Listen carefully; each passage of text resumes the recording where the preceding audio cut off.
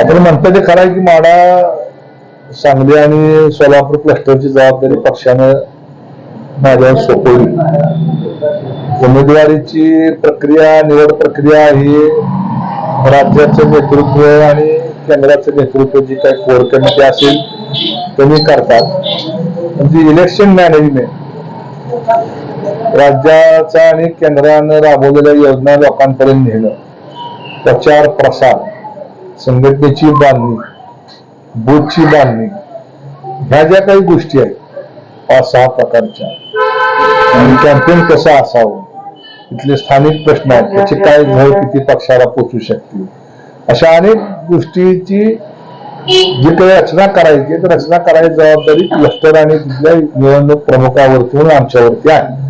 तेव्हा प्रत्येक विधानसभेची कोर समिती आहे, लोकसभेची प्रत्येक विधानसभा मतदारसंघातले प्रमुख 4 ते 5 कार्यकर्ते, 6 कार्यकर्ते त्या कोर समितीमध्ये आहेत.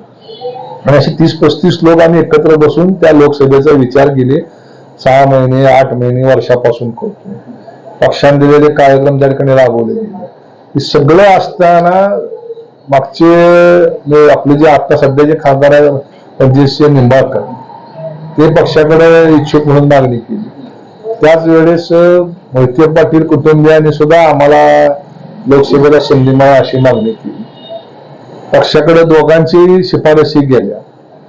पक्षातनं तिसराही असा एक वर्ग होता की मला स्वतःला तुम्ही उभा राहा म्हणून अशी त्यातनं एक ही होतं.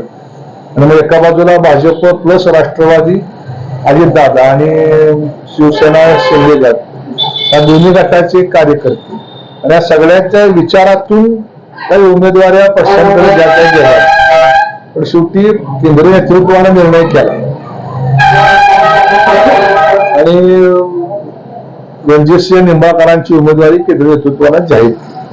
तर जाहीर करून जवळजवळ आता 10-12 दिवस 15 दिवस झाले. पक्षाकडे सगळ्यांनी विनंती केल्यामुळे ते पण विनंती केली, पण पक्षाकडनं काही निवडणुकीचे बदलण्याचं काय कुठलं लक्षण अजून तरी दिसत नाही. आम्हाला त्याचे काय सूचना अशा काही नाही आहेत. परंतु निवडणुकीची प्रक्रिया क्लस्टर म्हणून माझ्यावरती जबाबदारी आहे. मग त्या कोर समितीच्या बैठका, इलेक्शन मॅनेजमेंट कमिटीच्या बैठका, बूथची संमेलनं, ही आम्ही कामं सुरू केली. आता अशा परिस्थितीमध्ये मोहिते पाटलांची ताकद आहे, जिल्ह्यामध्ये त्यांचं एक प्रकारचं वलय आहे, नाव आहे, ब्रँड आहे. हे सगळं असताना त्यांनी 19 साली पक्षामध्ये प्रवेश केला, काहीतरी विचार करून केला होता त्यावेळेस. आणि मग पक्षानं त्यावेळेस निंबाळकरांना उमेदवारी दिल्यानंतर मोहिते पाटलांनी त्यावेळेस माळशिरस तालुक्यामध्ये मतदारसंघात काम केलं. त्याच्या बदल्यात त्यांना पक्षानं विधान परिषदेची संधी दिली आणि सगळं सुरळीत चाललं होतं. परंतु धैर्यशील मोहिते पाटलांची इच्छा आहे की मी निवडणुकीला मला तिकीट मिळालं पाहिजे. पक्षाच्या नेतृत्वाकडनं काही आहे जाहीर केलेलं तिकीट बदलण्यासंबंधीची काही कुठली घोषणा होत नाही आहे. अशा परिस्थितीमध्ये क्लस्टर प्रमुख म्हणून माझी जबाबदारी आहे की जे सर्व पक्षीय इतर पक्षाचे मित्र पक्षाचे नेते आहेत आणि आपल्या पक्षातली काही नाराजी असेल ती नाराजी दूर करण्याकरता प्रयत्न करणं, अशा सूचना पक्ष नेतृत्वाने आम्हा सगळ्यांना दिलेल्या आहेत. त्यामुळे आम्ही या क्लस्टरमध्ये 2-3 आहोत. सांगली असेल, माढा असेल, सोलापूर असेल, इथल्या लोकांना भेटतोय.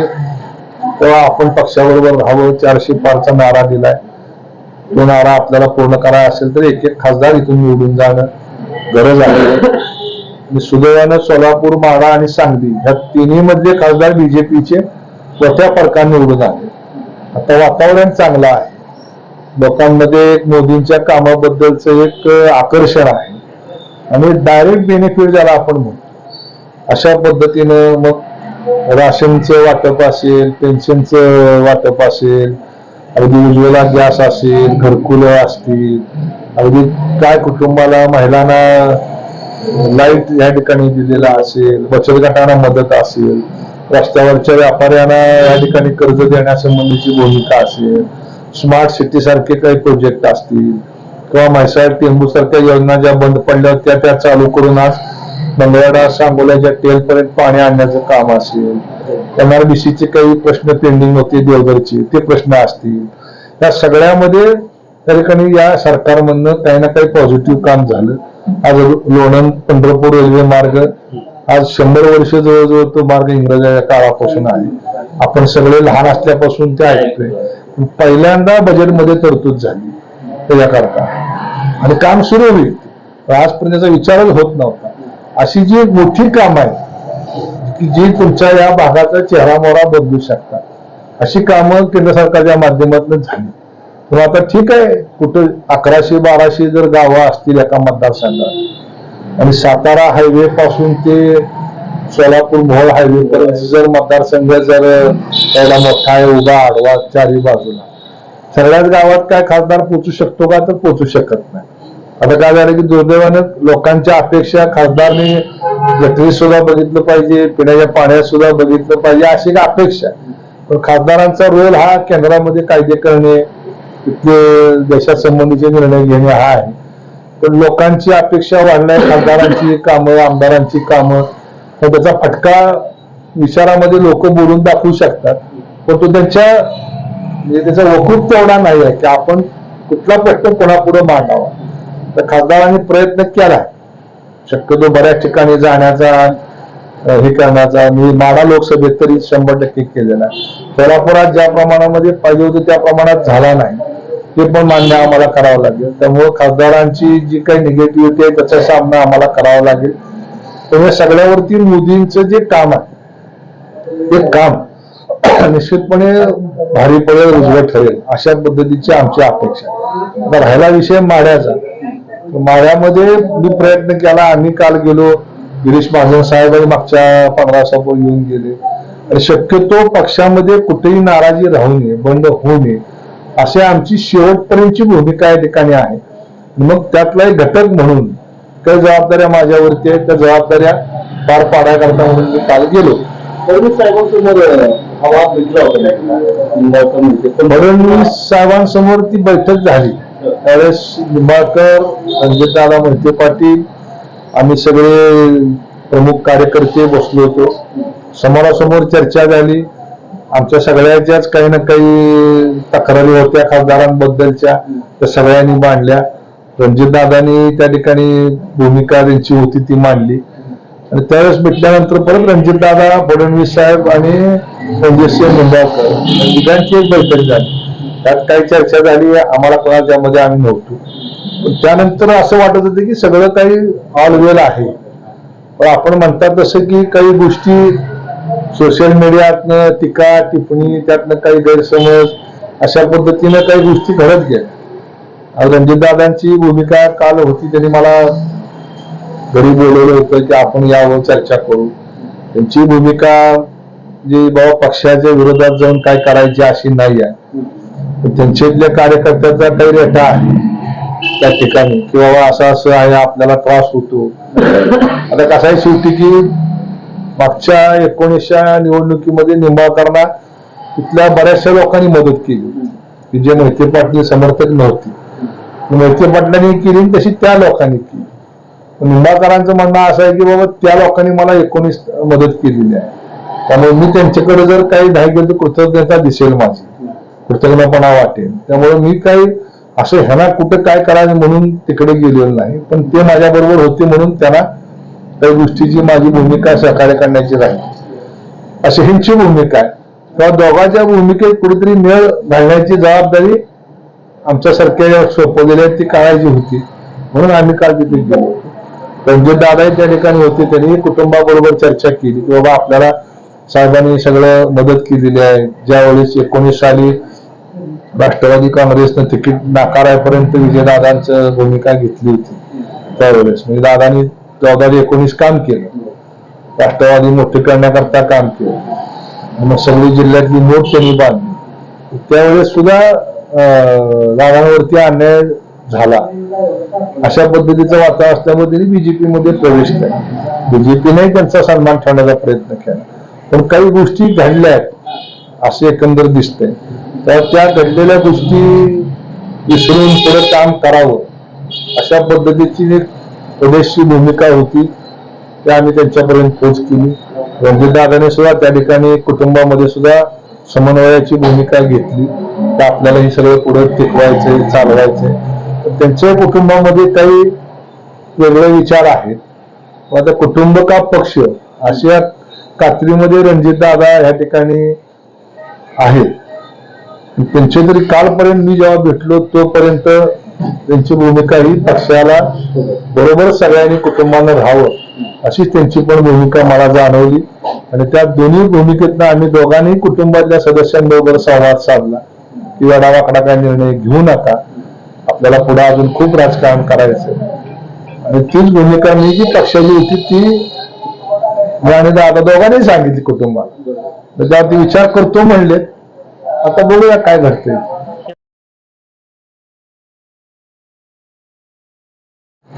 कशात दुखावले गेले ते मी काय सांगू शकत नाही. त्यांनी वरिष्ठांशी त्या पद्धतीनं बोललं पाहिजे. आणि आमच्याशी काय ते कशामुळे हे झालंय निंबाळकर तर म्हणतात माझ्याकडनं काही चूक नाही, पण कुठेतरी काहीतरी घडल्याशिवाय तरी एवढ्या टोकाच्या भूमिका होणार नाही असं सामान्य कार्यकर्ता म्हणून आम्हाला जाणवतं. तरी ते मोकळं मनानं बोललं पाहिजे व नेतृत्वाबरोबर. आणि अशाच भूमिका आम्ही सुद्धा काल मांडली की तुम्ही वरिष्ठाबरोबर बोला, या काय तुमच्या भावना असतील. आता तसा मित्रपक्ष या ठिकाणी आहे, त्यांचाही काही गोष्टीला उमेदवाराला यांच्या विरोध आहे.